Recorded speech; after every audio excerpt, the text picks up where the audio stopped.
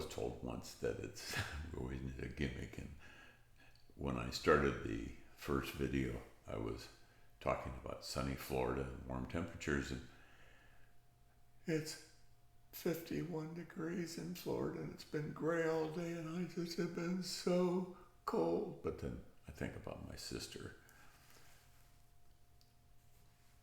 where she's living. It's a negative 14 degrees Fahrenheit, so I really don't feel that I have any high ground to play in that game. In any sense, I'm glad you're back, and I'm glad I'm back. I promised that I would be. In fact, I've decided that I'm just going to keep coming back until I'm done, whenever that might be. And like I said in my first video, the title of my series is going to be I'm 87 and I'm not done yet.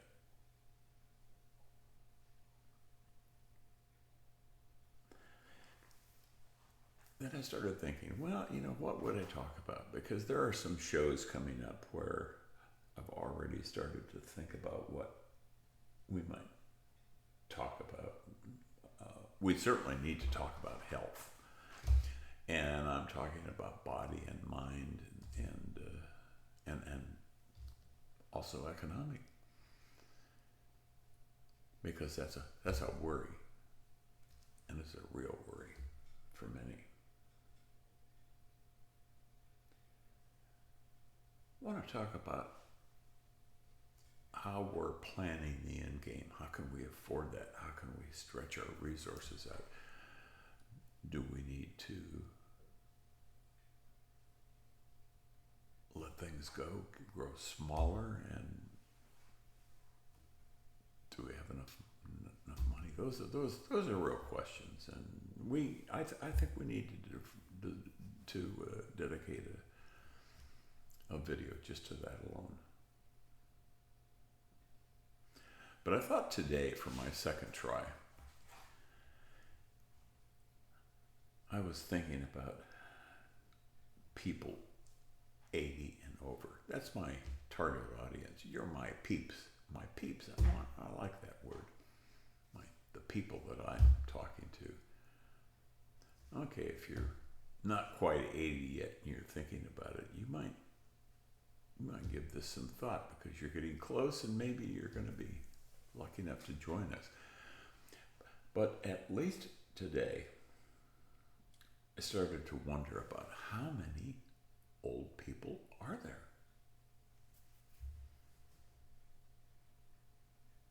What do the census tell us? What do the numbers tell us? Well, I hear, or read a report rather. Well, I've heard and read both that people 65 and older, that's a very fast growing population. Now, there's a prediction that centurions, those people that have passed a century in their life, those 100 plus people, that group is going to quadruple in the next 25 to 30 years.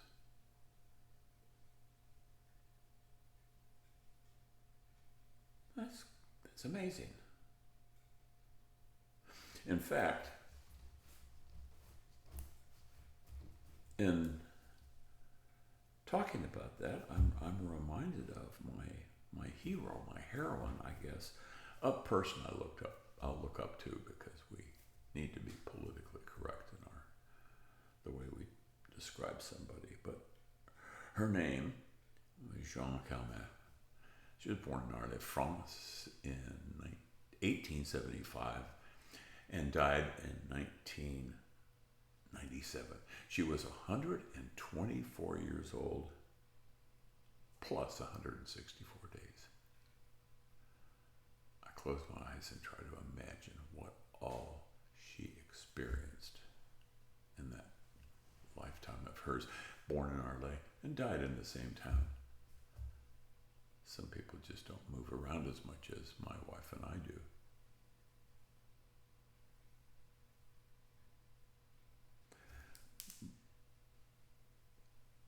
The World Health Organization says that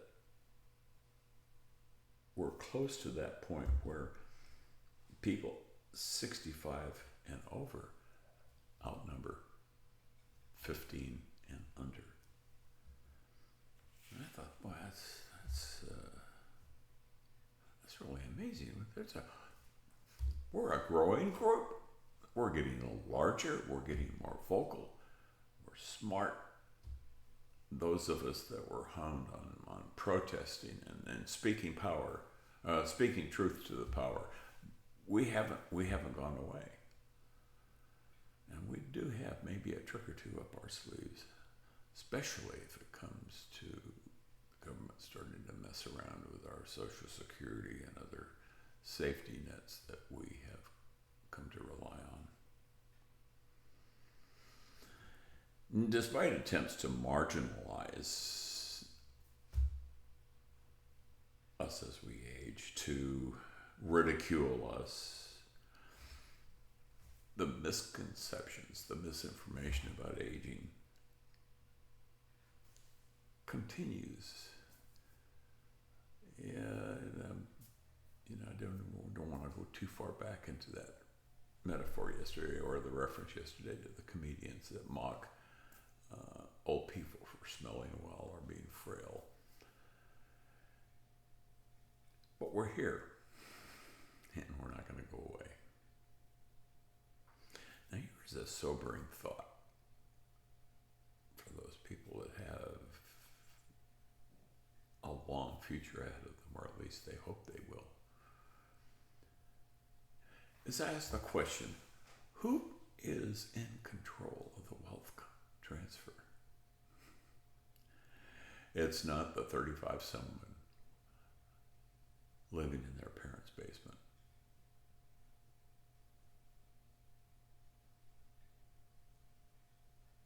Our age group sits on the ton of wealth to be transferred on or not. Now, that's not everybody. I'm well aware that the majority of people in this country can only dream about having wealth to transfer. They're hoping that maybe somewhere, somehow, somebody will figure out a way to pay for a nursing home or join the growing number of homeless who are aging. Yes, that's a real thing. We're bent, we're bruised, we're broken, we've survived depressions, wars, recessions, all sorts of threats, and here we are.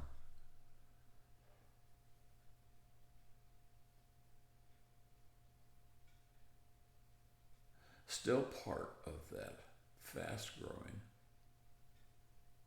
population that lives longer, but do they live better? And I say that about myself and about you. Do we live longer? And is longer necessarily better?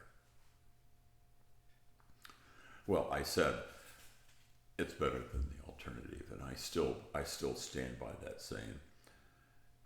And so then I turn all of this information around in my mind and I start to think, what is normal about aging? Well, one of the scientific facts about DNA is that barring murder, suicide, some kind of interruption in the process, that our DNA that we get at birth already has an endpoint to it.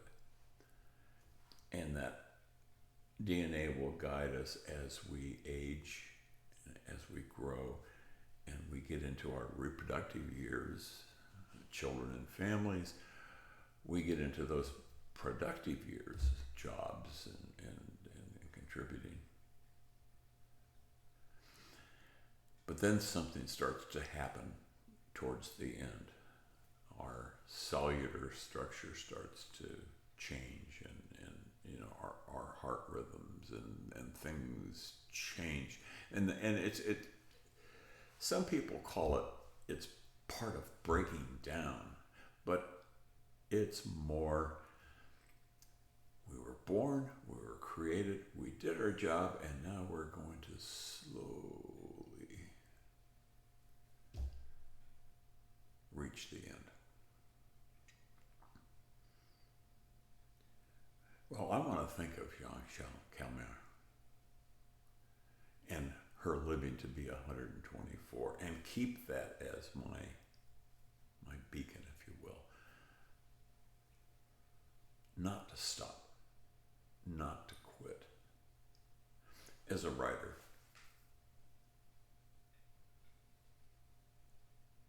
I like to think that I'm in the last chapter of my life. But maybe, just maybe, still in the first paragraph of that last chapter. I'm absolutely sure that there are people that are going to watch this and have some comments on this, and they're going to agree or disagree. I hope so. Agree wholeheartedly. Disagree wholeheartedly. That's what this is all about. I don't pretend to be an expert. I'm only talking about what's in my heart and my mind and what I want to convey to you